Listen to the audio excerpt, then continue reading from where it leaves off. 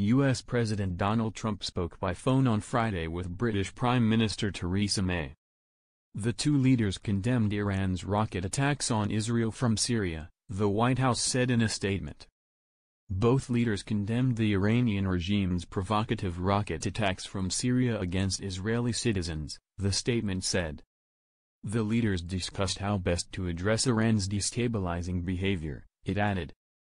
Meanwhile, on Friday, Europe's largest economies were lobbying to protect their companies' investments in Iran, seeking to keep the nuclear deal with Tehran alive after Washington pulled out and threatened to impose sanctions on European companies.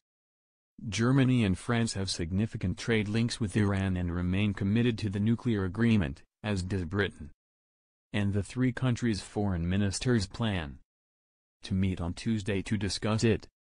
That is part of a flurry of diplomatic activity following Tuesday's unilateral withdrawal from what Mr. Trump called a horrible, one-sided deal. A move accompanied by the threat of penalties against any foreign firms doing business in Iran. German Chancellor Angela Merkel said ways to save the deal without Washington needed to be discussed with Tehran. While French Finance Minister Bruno Le Maire said European Union states would propose sanctions blocking measures to the European Commission. Do we accept extraterritorial sanctions? The answer is no, Mr. Le Maire told reporters. Do we accept that the United States is the economic gendarme of the planet? The answer is no. Do we accept the vassalization of Europe in commercial matters? The answer is no. Both he and Germany's Finance Minister Olaf Scholz had spoken to their U.S. counterpart, Treasury Secretary Steven Mnuchin, urging him to consider exemptions or delays for companies already present in the country. Mr. Le Maire said he was seeking concrete exemptions for countries already present in Iran, including Renault, Total, Sanofi, Danone, and Peugeot. Mr. Scholz had also asked for concrete measures to help German companies, Handelsblatt newspaper reported.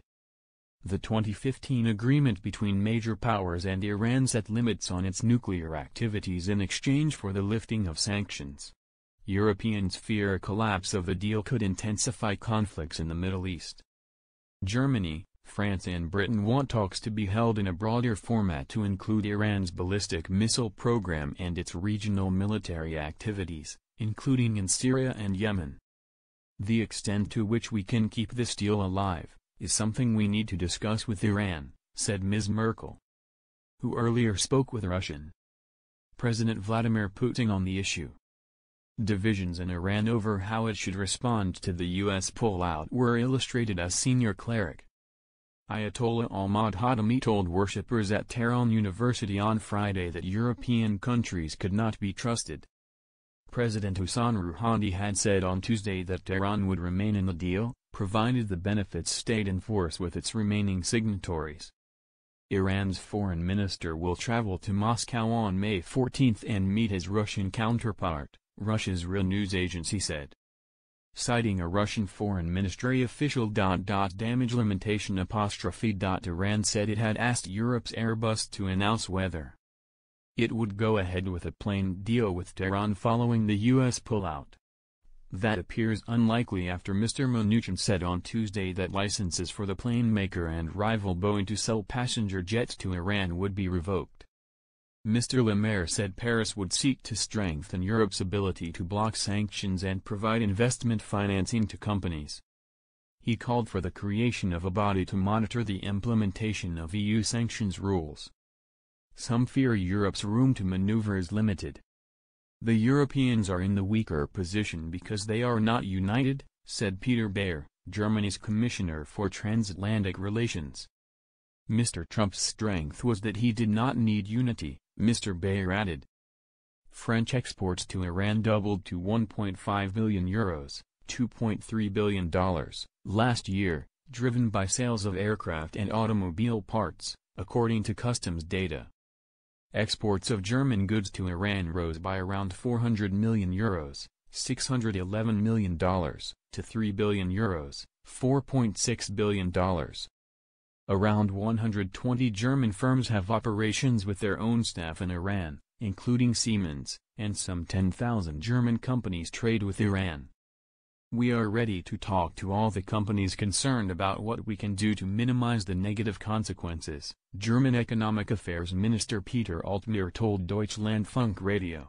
That means, it is concretely about damage limitation. The U.S. ambassador in Berlin, Richard Grenell, said firms should question the morality of doing business with Iran. Germany, France, and Britain, the EU3, say themselves that Iran poses a threat. Do they want to do business with a threat? Bild newspaper quoted him as saying. Mr. Altmaier said Germany wanted to avoid a spiral of escalation in transatlantic trade relations. Ms. Merkel said at a church event in the western German city of Munster. It is in our interest to have a strong transatlantic relationship. But she also said, if everybody does what they like, then this is bad news for the world.